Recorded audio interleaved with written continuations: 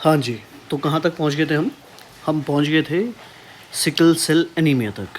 तो आज जो हमारा टॉपिक होने वाला है वो है सिकल सेल एनीमिया। तो पहला क्वेश्चन पढ़ लेते हैं सिकल सेल एनीमिया का। वो क्वेश्चन कह रहा है कि अ 14 ईयर ओल्ड गर्ल 14 साल की लड़की है with sickle cell disease has her 4th hospitalisation, और वो चौथी बार आपके पास अस्पताल में एडमिट हुई है। हर family is planning a sky vacation, और उसके घर वाले कह रहे हैं कि भाई साहब अब हम इसको कहाँ लेके जा रहे हैं, स्काई डाइविंग के लिए लेके जा रहे हैं। ठीक है, यानी कि जहाँ आसमान में कूदते हैं ना आप लोग, पैराग्लाइडिंग वगैरह किया होगा, तो वैसे ये क्या होती है कि स्काई डाइविंग होती है इन माउंटेन्स, और पहाड़ों में लेके जा रहे हैं ऊपर से पर्वत में। ठीक, what should the nurse tell the parents. तो अब इस बच्चे को आप क्या बोलोगे, यानी कि इसके घर वालों को क्या बोलोगे कि बच्चे के साथ क्या करना चाहिए क्या नहीं करना चाहिए। चलिए तो समझ लेते हैं पहले आज का टॉपिक। बहुत ही ज़्यादा इम्पॉर्टेंट टॉपिक होने वाला है ये। टॉपिक क्या हमारा, सिकल सेल एनीमिया, है ना। तो सिकल सेल एनीमिया मतलब समझिए, बहुत ही रटने की ज़रूरत नहीं है, काफ़ी इंटरेस्टिंग टॉपिक है और इजी टॉपिक है। तो देखो, सिकल मतलब होता है क्रिसेंट। क्रिसेंट क्या होता है? क्रिसेंट एक इंग्लिश वर्ड है। क्रिसेंट मतलब होता है हाफ मून, ये तो आप सभी ने पता होगा, आधा चांद, है ना। तो सिकल वैसे एक इंस्ट्रूमेंट का नाम होता है जिससे आप घास फूस काटते हो। अगर आपने देखा है तो अच्छी बात है, नहीं देखा है तो मैं आपको दिखा देता हूँ। तो ये देखिए, सिकल ये होता है। ठीक है, ये तो कभी ना कभी आपने देखा होगा इसको, है ना, आपके घर वर में या कहीं ना कहीं देखा होगा। तो इस शेप को क्या बोलते हैं? सिकल। अगर आप इसको देखोगे तो इसका कैसा शेप दिख रहा है? इसका भी तो ऐसा शेप दिख रहा है जैसे किसका होता है, आधे चांद का होता है। तो ये हमारा आधा चांद हो गया है, सेम ऐसे, इसलिए इसको क्या नाम दे दिया, क्रिसेंट होता है। ठीक है, अब सर कुछ नाम लेते हैं तो ऐसे तो लेते नहीं हैं, कुछ ना कुछ तो रीज़न होगा ना उसके पीछे। तो चांद की बात कर लेते हैं, थोड़ा सा मून की बात कर लेते हैं। तो मून में क्या होता है हमारा, मून में आपके पास सब कुछ मिलेगा लेकिन एक चीज़ नहीं मिलेगा, दैट इज़ ऑक्सीजन। ऑक्सीजन नहीं होता है, यानी कि क्या नहीं होगा वहाँ ज़्यादा, एयरवे नहीं होगा। तो airway should be the priority. Very very very very very important question आएगा आपके पास कि सिकल सेल एनीमिया वाले पेशेंट के लिए सबसे प्रायोरिटी चीज़ क्या रखोगे, तो क्या रखोगे, ऑक्सीजन। ठीक है, यानी कि एयरवे। तो चलिए आगे बढ़ते हैं। ठीक, तो चांद में क्या नहीं है आपके पास ऑक्सीजन नहीं है, और दूसरी क्या चीज़ नहीं है आपके पास चांद में, वाटर नहीं है, पानी नहीं है। तो दूसरी चीज़ इंपॉर्टेंट प्रायोरिटी क्या होगी हमारी, वाटर। और कैसे वाटर रहेगी प्रायोरिटी अभी हम बताएंगे आपको, ठीक है, जैसे हम क्वेश्चन करेंगे। तो चलिए आगे की कहानी, यानी कि वाटर मतलब क्या होता है, हाइड्रेशन। तो प्रायोरिटी क्या होनी चाहिए यहाँ पे, एक हाइड्रेशन। तो दो चीज़ प्रायोरिटी जाती है यहाँ पे, एक ऑक्सीजन एयरवे और दूसरा हाइड्रेशन। तो याद रखना है ये चीज़ आगे के लिए। बढ़िए अब आगे। तो देखिए, जो सिकल सेल एनीमिया है, सिकल सेल एनीमिया इसमें होता क्या है एक्चुअल में, ये हमारा जो ब्लड वेसल है, इस ब्लड वेसल में होते क्या है, हमारी खूब सारी ऐसे क्या होगी, ऐसी क्या रहती है, आरबीसी रहती है। ठीक है, और आरबीसी का शेप कुछ ऐसा होता है, ठीक है ना। और अगर देखा नहीं है तो ये भी मैं दिखा देता हूँ आपको। ठीक, तो आरबीसी का शेप कैसा होता है, ब्लड में कुछ ऐसा होता है। ठीक है जी, इस शेप का आपको आरबीसी दिखेगी। लेकिन अगर आपकी किस्मत ख़राब है, मान लीजिए किसी के पेरेंट्स को, चाहे मेल हो और female, mother and father, important चीज़ क्या है, दोनों में से किसी एक में ये जीन होना चाहिए। किसी एक में नहीं, सॉरी, दोनों में क्या होना चाहिए, ये जीन प्रेजेंट होना चाहिए, और दोनों कैरियर होने चाहिए। कैरियर ये होंगे तो दोनों में ये जीन है, एस जीन ले लेते हैं इनको, एस जीन। तो एस जीन मतलब बोले तो सिकल जीन। तो दोनों में ये जीन होगा, तो बच्चे में जो ये आरबीसी है, इस आरबीसी में जो ये हीमोग्लोबिन है, इस हीमोग्लोबिन में एक और ऐड ऑन हो जाएगा, और उस जीन का नाम है एच बी एस, या कई बार इसको ए भी लिखते हैं। ठीक है, तो याद रखना, क्वेश्चन आएगा आपके पास कि सिकल सेल एनीमिया में कौन सा हीमोग्लोबिन दिखता है, तो हीमोग्लोबिन एस या हीमोग्लोबिन ए। ठीक है, ये ज़रूर याद रखना है, स्पेशली ये वाला याद रखिएगा। ठीक है, तो ये कन्वर्ट हो जाता है, नॉर्मल हीमोग्लोबिन किस में कन्वर्ट हो गया, हीमोग्लोबिन एस में कन्वर्ट हो गया। किस में कन्वर्ट हो गया, हीमोग्लोबिन एस में या ए में मान लीजिए। ठीक है, तो इसकी वजह से होता क्या है, ये जो एस वाला जो हीमोग्लोबिन है, इसकी एक खास चीज़ होती है, और इसकी क्या खास चीज़ होती है कि इसकी ये खास चीज़ होती है कि ये जो हमारा क्या था, ये हमारा जो आरबीसी थी, ये जो हमारी आरबीसी कुछ ऐसी होनी थी, इस आरबीसी में हीमोग्लोबिन एस आते ही इसका शेप चेंज कर देता है। तो ये भी रटना नहीं है, हीमोग्लोबिन एस से हीमोग्लोबिन सिकल, और सिकल से एस, एस से शेप, तो क्या चेंज हो जाएगा, शेप। और शेप कैसा चेंज हो गया हमारा, बिल्कुल ऐसा, यानी कि कौन सा शेप का बन गया, ये बन गया सिकल जैसा, है ना। तो इसलिए इस बीमारी का नाम क्या होगा, सिकल सेल एनीमिया। ठीक है, अब एनीमिया क्यों है सर, नाम ये वर्ड भी तो है ना, क्या, एनीमिया। अब ये एनीमिया क्यों है, एनीमिया मतलब क्या होता है, खून की कमी, है ना, बात तो यही होती है। तो एक्चुअल में इसमें होता क्या है, जो नॉर्मल हीमोग्लोबिन होता है, सॉरी जो नॉर्मल आरबीसी होता है, इसका जो लाइफ स्पैन होता है ये होता है 100 से लेकर 120 दिन। ठीक है, एग्जैक्ट पूछे तो कितना दिन, 120 दिन। तो 120 दिन तक ये जिंदा रहती है। लेकिन अगर ये कन्वर्ट हो गई है, किस चीज़ में कन्वर्ट हो गई है हमारी, अगर ये कन्वर्ट हो गई है सिकल में, ठीक, अगर ये कन्वर्ट हो गई हमारी, किस चीज़ में कन्वर्ट होती है, सिकल में कन्वर्ट हो गई, तो इसका जो लाइफ स्पैन है वो 120 से घट के सीधे कितना हो जाएगा, कुछ नहीं रटना है, 100 से ये हटा दो, तो ये क्या हो जाएगा, 10 से 20 दिन की। ठीक है, कितने दिन का लाइफ स्पैन बच जाएगा इनका, 10 से 20 दिन का। अब इसकी वजह से ये क्या जल्दी जल्दी मरेंगी, तो जल्दी जल्दी मरेंगी तो क्या हो जाएगा, खून में कमी, तो इसी को क्या बोलते हैं, एनीमिया। इसलिए इसको क्या बोलते हैं, एनीमिया।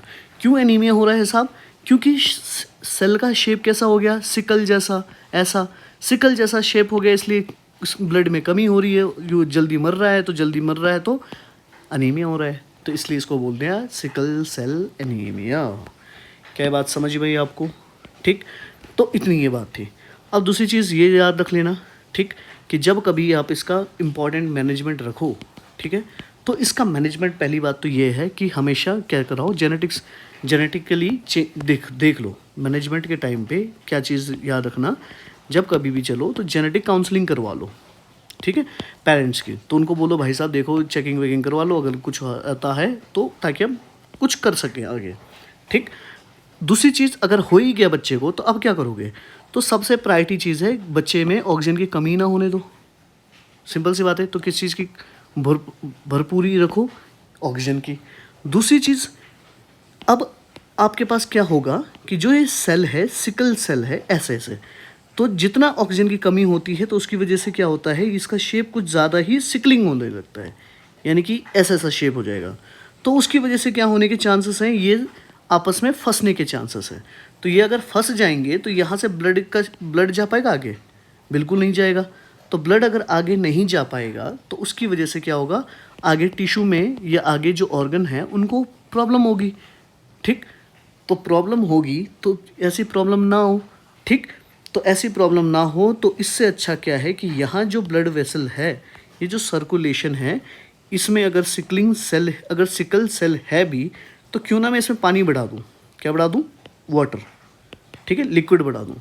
अगर लिक्विड बढ़ा दूंगा तो ये लगातार क्या करती रहेंगी, ये चलती फिरती रहेंगी आगे के लिए, ठीक है। तो आगे के लिए अगर चलती फिरती रहेंगी तो उससे क्या होगा, हाइड्रेशन मेंटेन रहेगा। तो अगर हाइड्रेशन मेंटेन है तो उसकी वजह से क्या होने के चांसेस कम हैं, चिपकने के चांसेस कम हैं, यानी कि क्या होने के, सिकलिंग। तो इस वर्ड को क्या बोल दिया मैंने, सिकलिंग। तो सिकलिंग होने के चांसेस कम होंगे, ठीक है। तो सिकलिंग होने के चांसेस कम हो जाएंगे। तो दूसरी चीज़, और किस चीज़ से बचाओगे आप, यहाँ पेशेंट को बचाओगे इन्फेक्शन से। किसी से बचाओगे, इन्फेक्शन से, ठीक है। क्यों इन्फेक्शन, क्यों, क्योंकि अगर जब कभी भी शरीर में इन्फेक्शन होता है तो आपके अंदर ऑक्सीजन की डिमांड बढ़ जाती है। तो यहाँ तो ऑक्सीजन ऑलरेडी कम है, तो क्या होगा, ऑक्सीजन की डिमांड बढ़ जाएगी तो और ज़्यादा दिक्कत आएगी, ठीक है। तो ये चीज़ याद रखना। और दूसरी चीज़ ये भी, ठीक है, आगे क्वेश्चन की ओर बढ़ते हैं। पढ़िए अब क्वेश्चन फटाफट से और आंसर लगाइए जल्दी से। 14 साल का बच्चा था, वो कहाँ जा रहा है, माउंटेन में जा रहा है। वो तुम्हें पता है माउंटेन में किसकी कमी होती है, ऑक्सीजन की कमी होती है ना। तो ऑक्सीजन की कमी है, तो अब क्या करोगे आप बताइए। Encourage them to go to the trip. अब उनको बोलोगे कि जाओ भैया ट्रिप में जाओ, जी नहीं, ये नहीं करना है। दूसरी चीज़, गो ऑन द ट्रिप। तो ये वर्ड तो सेम हो गए ना, कि go on trip, go on trip. तो ये तो मना, ये तो हो ही नहीं सकता आंसर, दो चीज़ एक जैसे होगी तो आंसर नहीं होगा। बट फाइंड सेटर, ये फालतू बात है। Next, suggest the trip to postpone until next year, वो कह रहे हैं पोस्टपोन करो लेकिन अगले साल के लिए। अरे भैया ये केवल अगले साल थोड़ी ठीक होने वाली बीमारी, ये लाइफ लॉन्ग चलने वाली है, क्योंकि ये इनहेरिटेड है, ये जेनेटिक्स है, तो इसलिए ये तो होगा नहीं। अब बचा क्या, explain the high altitude may cause a crisis. Yes exactly, इसी को बोलते हैं सिकलिंग क्राइसिस। कौन सी क्राइसिस है ये, सिकलिंग क्राइसिस होने के चांसेस हैं। तो सिकलिंग क्राइसिस होने के जब चांसेस हैं तो इसलिए पेशेंट को क्या बोलिएगा, तो नहीं जाना है कहीं भी। क्या बात समझ में आई, तो राइट आंसर इज डी। चलिए फटाफट से नेक्स्ट क्वेश्चन पढ़ो और आंसर लगाओ, जल्दी से कमेंट सेक्शन में डालो।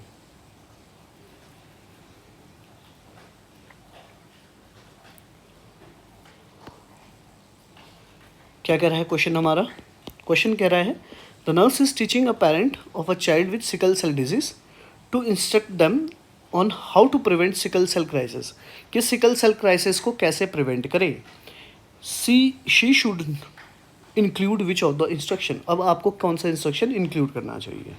ठीक, तो पहला ऑप्शन क्या कह रहा है, restrict the child's fluid intake to less than 1/4 per day. मैंने क्या कहा कि यहाँ पे जो ब्लड वेसल है, यहाँ पे सिकलिंग ना हो तो खूब सारा क्या पिलाओ, पानी पिलाओ।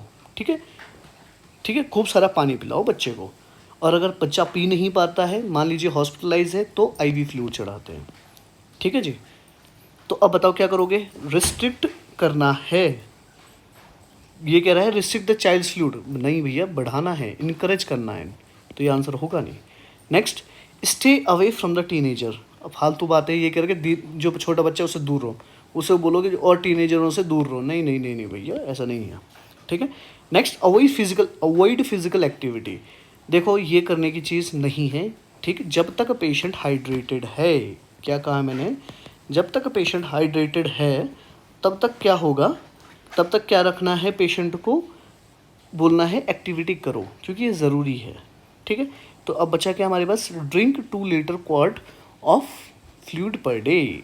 हाँ जी बिल्कुल सही है, जितना पानी पिला सकते हो उतना अच्छा है, तो राइट आंसर इज बी। ये क्यों करना है, सिकलिंग से बचने के लिए। चलिए नेक्स्ट क्वेश्चन पढ़िए फटाफट से और आंसर लगाइए, काफ़ी इजी क्वेश्चन है। ठीक है, अब तो मैंने समझा दिया है तो काफ़ी इजी होना चाहिए।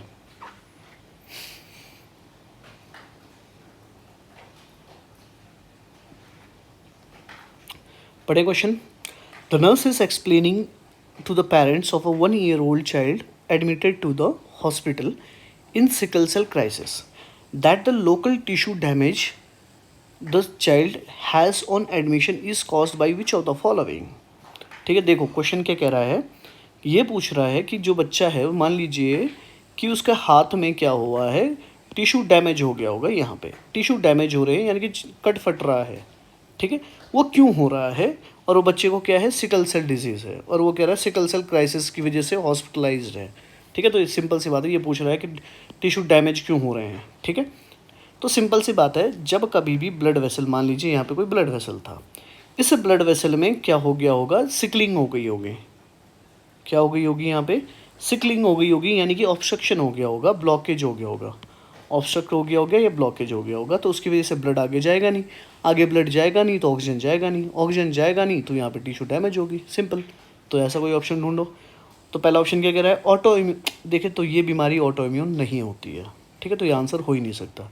Next, lack of oxygen in the RBC, lack of oxygen in RBC blood cell, देखो ये तो बीमारी ही, ये अगर आपको ये लग रहा है तो ये हो सकता है, तो मैं आपको बता दूं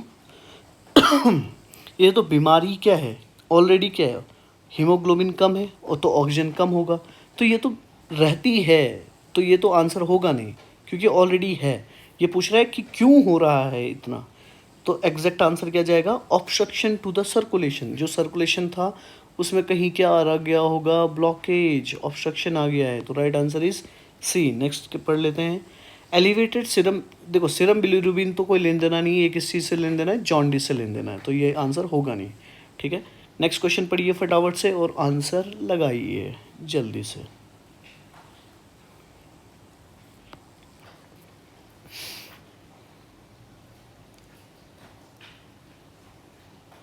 एक और चीज़ मैं आपको बता देता हूँ, सिकल सेल से कई बार एक वर्ड होता है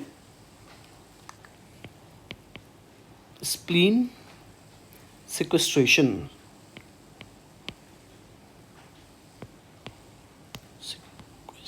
सिक्वेस्ट्रेशन। देखो ये एक इंग्लिश वर्ड है, इसका मतलब होता है किसी भी चीज़ को, बहुत सारी चीज़ों को एक साथ इकट्ठा कर देना, ठीक है, और उसको कहीं दूर नहीं जाने देना। तो सिक्वेस्ट्रेशन होता है इकट्ठा करना और दूर नहीं जाने देना, ठीक है, ये मतलब होता है। तो यहाँ पे कहाँ इकट्ठा हो रहा होगा? स्प्लीन में। तो देखो जब कभी भी स्प्लीन में क्या होने लगे, आपका स्प्लीन में इकट्ठा होने लगे कौन? ये सिकल सेल, तो उसकी वजह से क्या डैमेज होने के चांसेस है? स्प्लीन। तो स्प्लीन डैमेज हो जाते हैं, स्प्लीन फट जाती है तो ब्लीडिंग होने के चांसेस हैं। और बच्चे के स्प्लीन कहाँ पे होता है हमारा? स्प्लीन जो होता है हमारा, दिखा देता हूँ, ये भी देख लो भाई। स्प्लीन ये देखो, ये दिख रहा है आपको? तो ये है स्प्लीन। तो यहाँ पे स्प्लीन है, तो उसकी वजह से जब यहाँ पे स्प्लीनिक सिक्वेस्ट्रेशन होगा तो बच्चे को क्या होगा? दर्द होगा। और दर्द कहाँ होगा? लेफ्ट साइड में। ये क्वेश्चन आता है कि पेन किधर होता है, राइट साइड या बॉडी या लेफ्ट साइड में? तो लेफ्ट साइड होगा। और किधर होगा? अब आपको बताना है लोअर क्वाड्रेंट है या अपर क्वाड्रेंट है, मुझे नहीं पता, ये आप बताओगे, ठीक है। कमेंट सेक्शन में लिखिए इसको, कहाँ होता है दर्द, ठीक है। और ये भी बताना राइट साइड या लेफ्ट साइड, ये भी आप बता ही दोगे। अब पढ़िए अब क्वेश्चन। नेक्स्ट क्वेश्चन क्या कह रहा है हमारा? The mother ask the nurse why her child's haemoglobin was normal at birth but now child has S haemoglobin. पहले वो कह रहा था कि बच्चे में, कि पहला जब बच्चा पैदा हुआ है तो उस टाइम पे उसको कोई बीमारी नहीं थी। तो ये याद रखना, मैं एक चीज़ बता देता हूँ यहाँ पे, जो सिकल सेल बीमारी है ना, तो जब सिकल सेल जो बच्चा होता है तो उस टाइम जब बच्चे का हीमोग्लोबिन जो बचपन वाला होता है फीटल, वो कौन सा हीमोग्लोबिन होता है? Fetal haemoglobin. तो फीटल हीमोग्लोबिन में कोई अफेक्ट नहीं कर पाता है, तो उस टाइम पे हीमोग्लोबिन एस अफेक्ट नहीं कर पाता है। ये कब होगा? जब फीटल हीमोग्लोबिन मैच्योर होने लगता है और ये बच्चे वाला हीमोग्लोबिन कन्वर्ट होता है। और ये कब होने लगता है? ये होता है 4 से 6 महीने के अंदर। याद रखना, बहुत ही इंपॉर्टेंट पॉइंट है ये। कितने महीने में? 4 से 6 महीने के बाद ही ये मैच्योर हीमोग्लोबिन में कन्वर्ट होगा। तो जब ये मैच्योर हीमोग्लोबिन में कन्वर्ट होगा तो यही कन्वर्ट हो जाएगा हीमोग्लोबिन एस में, तो वहाँ से बीमारी शुरू होगी, ठीक है। तो याद रखना, और वहाँ से हमारी बीमारी होगी सिकल सेल एनीमिया की, ठीक है। तो अब पढ़िए क्वेश्चन और आंसर लगाइए। अब वही यही वो क्वेश्चन पूछ रहा होगा, कुछ नहीं पूछ रहा होगा कि विच of the following response by the nurse is appropriate. वो कह रहा है क्वेश्चन कि भाई साहब ये बताओ कि बच्चा जब था तो अफेक्ट क्यों नहीं हुआ, अब ये बहुत टाइम बाद अफेक्ट क्यों हो रहा है, ठीक है, यही चीज़ है। तो पढ़ो, ऐसा कोई ऑप्शन ढूंढो। The placenta bars passes the haemoglobin, ये तो कोई मतलब नहीं है, प्लेसेंटा से कोई लेन देना नहीं है, ठीक है। The red bone marrow does not begins to produce the haemoglobin S until the several month after birth, ये भी कोई बात नहीं हुई, ये फालतू बात है। Antibody is transmitted to you from you, antibody का कोई लेना देना ही नहीं है भाई, तो ये आंसर होगा नहीं, ठीक है। तो देखो कभी कभार ना पूरा क्वेश्चन पढ़ने की ज़रूरत नहीं होती है, उसमें क्या होता है कि ऑलरेडी लिखी हुई होती फालतू बातें, जैसे एंटीबॉडी होगी लिखा हुआ, ऑटो इम्यून होगा लिखा हुआ। तो जो डिजीज़ कंडीशन है जिसका सर ना पाऊँ तो उसे क्यों हम मेंशन करें, ठीक है। तो नेक्स्ट अब बच्चा के हमारे पास यही आंसर है। अब देखो होता क्या है, क्वेश्चन कह रहा है, ऑप्शन कह रहा है the nurse has a high concentration of fetal, the newborn has a high concentration of fetal haemoglobin in blood for some time after birth. Yes, सही बात है। वो क्या कह रहा है, जब बच्चा था तो उस टाइम पे कौन सा हीमोग्लोबिन था? फीटल हीमोग्लोबिन था। और फीटल हीमोग्लोबिन अफेक्ट नहीं होता है सिकल सेल से, ठीक है। तो ये आंसर जाएगा, बिल्कुल सही है। और ये अफेक्ट कब होगा? अगर क्वेश्चन कभी पूछे तो बोल देना 4 महीने के बाद होगा सीधे बच्चा अफेक्ट, 4 से 6 महीने बाद, ठीक है जी। चलो नेक्स्ट क्वेश्चन पढ़ लेते हैं। Okay, new topic. हाँ जी, पढ़ो उसे। टॉपिक है किस चीज़ से रिलेटेड है भैया हमारा टॉपिक है हमारा आयरन डेफिशिएंसी एनीमिया। देखो भाई साहब, ये बहुत इंपॉर्टेंट टॉपिक है। ऐसा कोई पेपर नहीं है जिसमें आयरन डेफिशिएंसी से क्वेश्चन नहीं आते होंगे शायद, है ना, हर किसी में ही क्वेश्चन आते हैं ये। पढ़िए क्वेश्चन। Which of the following action should indicate that parents of a 12-month-old with iron deficiency anaemia understand how to administer iron supplement. ठीक है भैया, वही है कि 12 महीने का बच्चा है और आयरन कैसे देनी है ये पूछ रहा है और कुछ नहीं, कि आयरन जो सप्लीमेंट है वो कैसे दोगे, ठीक। तो पढ़ो एक एक करके और आंसर लगाओ। पहला ऑप्शन है, they administered iron supplement in combination with fruit juice. Yes, देखा, याद रखना, फ्रूट जूस खासकर भी कौन सा वाला, सिट्रस वाला। जब कभी भी आयरन दो तो आयरन को कोशिश करना विटामिन सी वाले के साथ दें।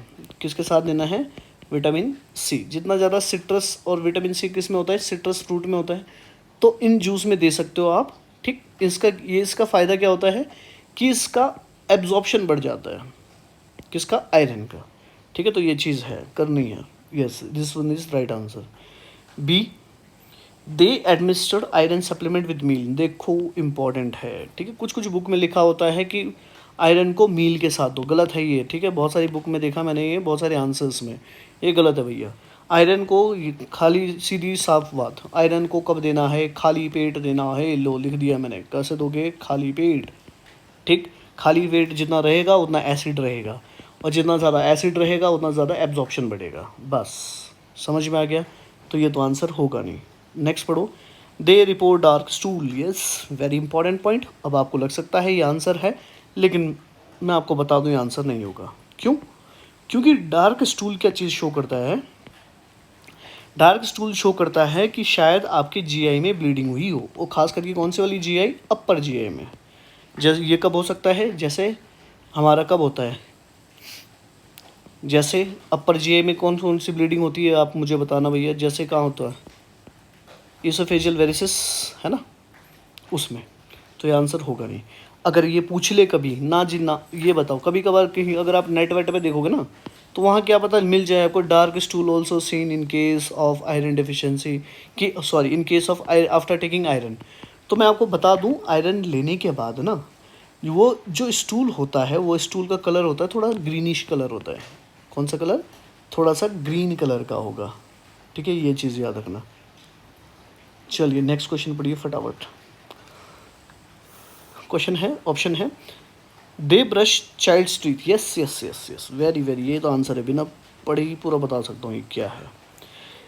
अब जब कभी भी पेशेंट क्या ले रहा है, आयरन सप्लीमेंट लेता है, तो आयरन सप्लीमेंट लेता है तो आयरन जब आप ओरली ले रहे हो तो दांत ये क्या कर देता है, स्टेन कर देता है। ठीक है, आपके दांतों को क्या कर देगा, डार्क कर देगा दांतों को। जैसे आप तंबाकू वम्बाकू कोई खाता होगा, आप कोई बीड़ीबाज होगा आपका दोस्त, तो उसके दांत देखना कभी कैसे होते हैं, सड़े गड़े दांत हो जाते हैं। तो वैसे ही स्टेन्ड दांत होने के चांसेस हैं किसको, आयरन डेफिशिएंसी वाले को। तो क्या जाएगा अब answer, yes, this is the right answer. Iron supplement वाले के दांतों को क्या करना चाहिए, ब्रश करना चाहिए। जैसे खाया, थोड़ी देर वेट किया, फिर टूथ ब्रश कर लो। और दूसरी चीज़ यहीं पे मैं ऐड ऑन करूँगा कि अगर छोटा बच्चा है तो बच्चे को स्ट्रो से पिलाएं, किसी से, स्ट्रो से।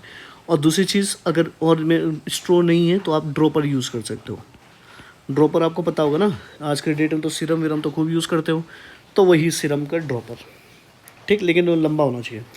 Next cheese, they decrease the dietary intake of food fortified with iron. वो कह रहा है कि कम करो, कम नहीं करना भाई साहब, ये बढ़ाना है, आयरन सप्लीमेंट बढ़ाना है, ना कि कम करना है। तो राइट आंसर क्या हो गया हमारे, 1 और 4।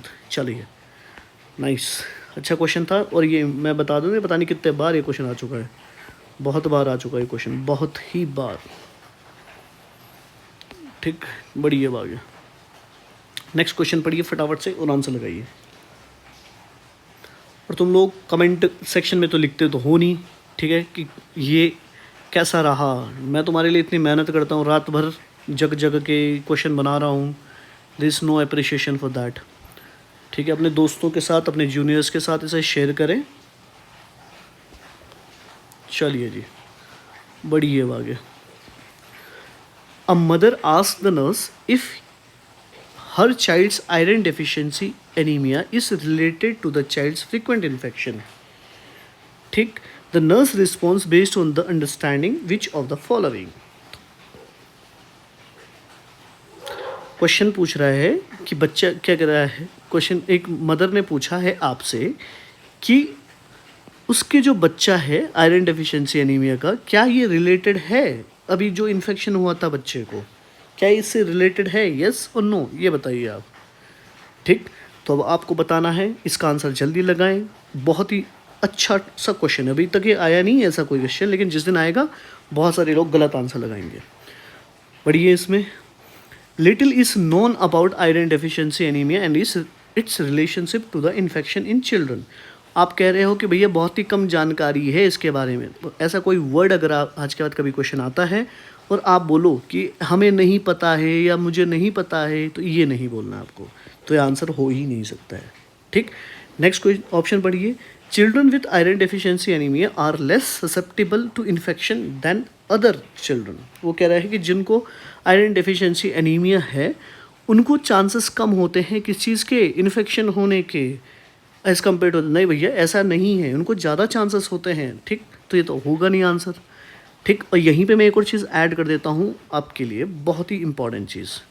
और वो क्या चीज़ है, जब कभी सिकल सेल एनीमिया हो तो उन बच्चों को चांसेस कम हो जाते हैं मलेरिया होने के। क्या होने के? मलेरिया के। ऐसा क्यों सर? क्योंकि ये जो हमारी नॉर्मल सेल होती है, यहाँ पे जो बैक्टीरिया है उसको खूब सारा स्पेस मिल जाता है किस चीज़ का, ग्रोथ करने का, डेवलप करने का। ठीक है, यही तो होता है ना, अगर आप पढ़ा होगा प्लाज्मोडिया वगैरह का, है ना, मलेरिया के बारे में, तो आपको पता चलेगा कि कैसा इसका जो साइकिल होती है यहाँ पूरी होती है आरबीसी में। लेकिन वहीं अगर सिकल सेल है, ऐसी बेचारी पिचकी हुई सेल है कोई, तो यहाँ तो स्पेस ही नहीं मिलेगा ज़्यादा। तो इसकी वजह से जब बैक्टीरिया ये इसको ग्रोथ नहीं करने के चांसेस मिलेगा, ठीक है, मलेरिया को, तो क्या डेवलप कर पाएगा? तो नहीं कर पाएगा। तो इसलिए क्वेश्चन आता है कभी कभार कि सिकल सेल किस चीज़ से प्रोटेक्ट करता है, तो किससे बचाएगा? हमारे मलेरिया से। ठीक है साहब, चलिए आगे की कहानी। Next, children with iron deficiency anaemia are equally as susceptible to the infection and other child. वो कह रहा है कि जितना नॉर्मल बच्चा होगा उतना ही दूसरों को, आयरन डेफिशिएंसी वाले को भी इन्फेक्शन होगा। जी नहीं, ऐसा नहीं है। तो आंसर क्या जाएगा? जिनको children with iron deficiency anaemia are more susceptible. Yes, this is the right answer. Iron deficiency anaemia वाले बच्चे को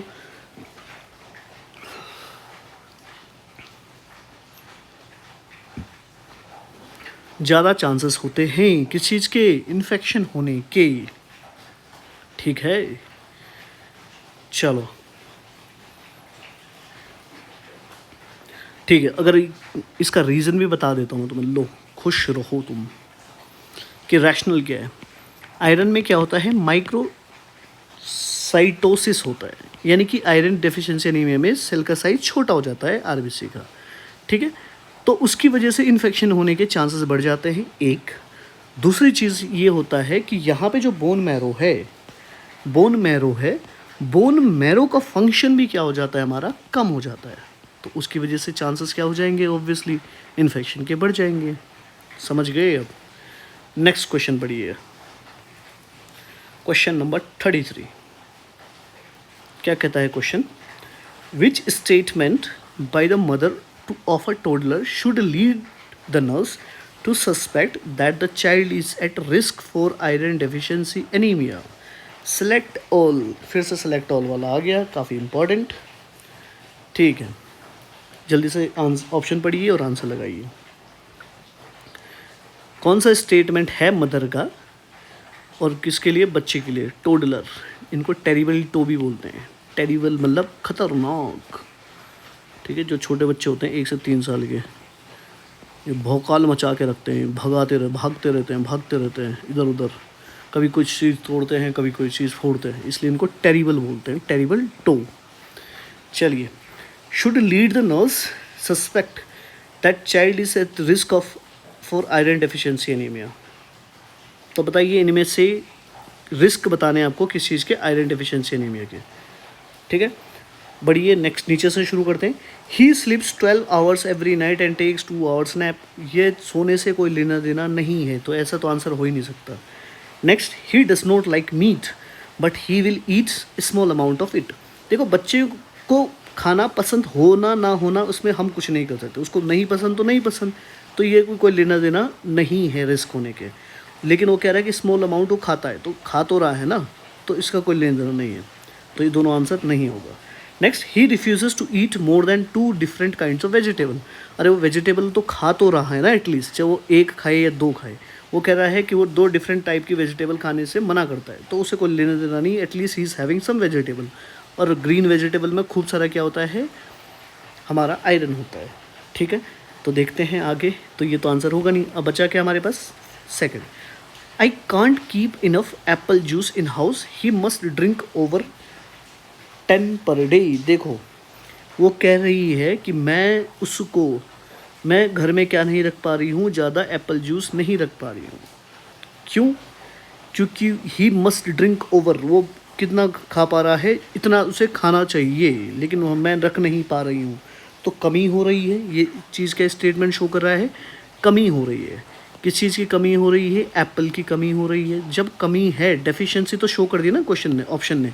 तो जब डेफिशिएंसी है तो इसका मतलब है हाँ कमी है। तो सिंपल सी बात है, किसी चीज़ की कमी हो रही तो हो तो रही है। तो अगर आपको ये पता नहीं है कि इसकी वजह से हो रहा है या नहीं हो रहा है, लेकिन आपको ये पता था कि डेफिशिएंसी हो गई है, कहाँ? खाने में, तो आंसर ये जाएगा। ठीक है, ऐसे एक और क्वेश्चन आएगा अभी आगे, कौन से का है बता नहीं मुझे, लेकिन एक क्वेश्चन आने वाला है आगे, देखते हैं आगे। ही drinks over the 3 cups of milk per day. Yes, देखो ये आंसर बहुत ही अच्छा है। देखो, जो टोडलर होता है ना, जो टोडलर होता है, टोडलर क्या करते हैं, 2 से 3 गिलास, 3 कप अगर वो मिल्क पी रहा है तो ये एक्सेप्टेबल है, इसको बोलते हैं नॉर्मल। ठीक है, एक्सेप्टेबल। लेकिन अगर ये 3 गिलास से ज़्यादा पी रहा है, 3 कप से ज़्यादा पी रहा है, तो इसका मतलब है वो उसमें खाने में कुछ कमी हो रही है, इसलिए तो बार बार वो मांग रहा है। ठीक, तो यहाँ पे भी क्या शो कर दिए है? डेफिशिएंसी शो कर दी है। तो कमी अगर हो गई है तो राइट आंसर तो यही जाएगा। तो 2 आंसर हो गए हमारे पास, एक 1 एक 2। ठीक, बाकी तो फर्जी बात है। नेक्स्ट क्वेश्चन पढ़िए फटाफट से और आंसर लगाइए इसका।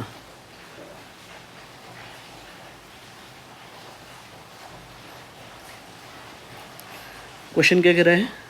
विच of the following food should the nurse encourage the mother to offer her child with iron deficiency anaemia.